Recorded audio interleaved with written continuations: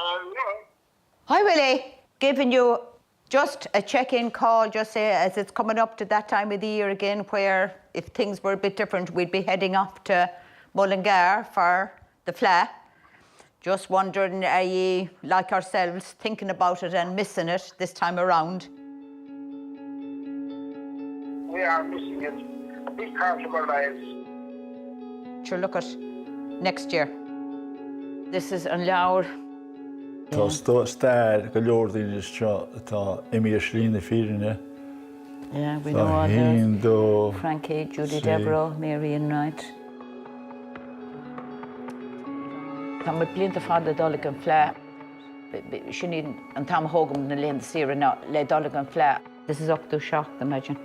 Clonmel, you took me for car. You're on Mullingar, well, you're on the piece of fada, so we made a soul go more, you know, le shock and a calf and chin.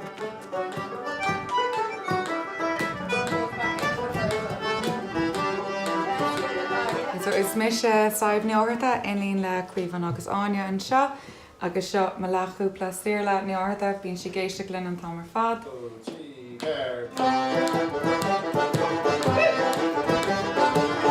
Drethir loman seo Maigh Cuilinn seos Fhatharta agus seo an gang fada aige seo Evie neorta, Cuiví nó Fhatharta an sin, Farbeg, Rose neorta agus Maria and sin Maria Fhatharta and sin tá Culcaracha linn, Caitlin ní Abran maran, Alva ní Abran an Constantina agus Facebook Dausawehi agus an sin James Frawley an guitarix an Constantina. Sin is mór me se chuomhan nó fór, chuomhan Join Cheann Michael sin an nainm chuomh an fada nar a rogóman agus tólas. Bhí Ceol ag mar bhíh se castar a gádaín an Ceol. Bhí mó iráir níana a grástar an Ceol tar a bhí an níos mór. Bhíh na go segad tam sin a cúnda chláir sin níos blianta a Willie Clancy, son hosa Willie Clancy na áte beagah sin. Bhíh mo go síos a charig a hóld. Cín mhar a bhíh go leor Ceol an na tam sin freisin.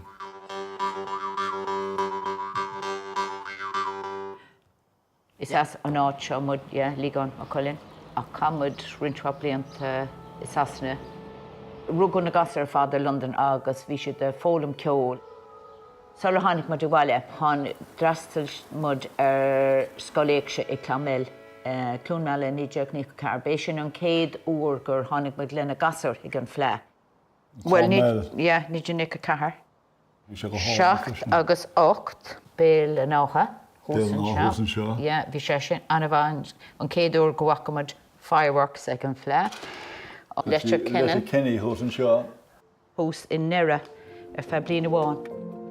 Calmud, ceann amháin, 2004. 2004. Bhí an íon locht. Yeah. But tí mugad sin, bhí mud ar gacha aon Fleadh. Éonáit go minic an Fleadh ciú ar siúl. Tá lán le fólam á híomh an tíreolalas san áit go bhfuil tú beidir an star agus rudaí mar sin in éonacht le bheith casa le daoine le tunes agus daus agus gar. Ach sin a chuoítá an Fleadh. Tá sé oscailte mar sin a scéalta, chuirsís, caithasís, glór. Ní bheith go sagad céimhíoch leat. Tá an-dí marm. Rud is mó chuir se ascuid agus an cuideachta agus a gaiile sa Fleadh Cheoil nó daoine eicins tú. Agus muin héin nar thosa a cúla arán, áiríonn siad an tradiisiún a cúla ar mar dear má sé stiúil cinn séile tu sé éise go tradiisiún agus feice siad chuoítá daoine eile ag gaiireachta le Fleadh mhób. Tá a cúla nó thugus cúla le chéile agus nó thugus an tradiisiún le chéile.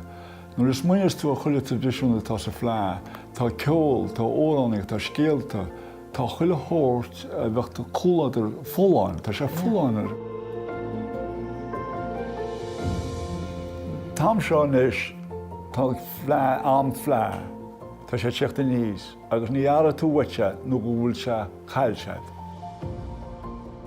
Bhí mud le bheith in Mullingar an bhliain seo. Le cúna dé be mbeanna chéile eile. Le cúna dé. Le cúna dé fethe héin i Mullingar.